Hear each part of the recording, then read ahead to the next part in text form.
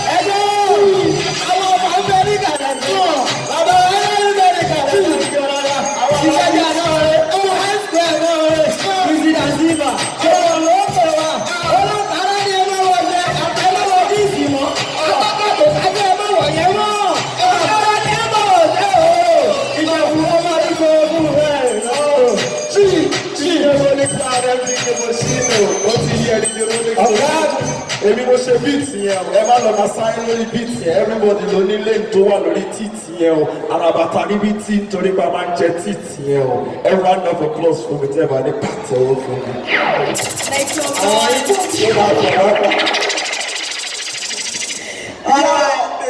It's a freestyle war tonight. I'm not gonna lie to you.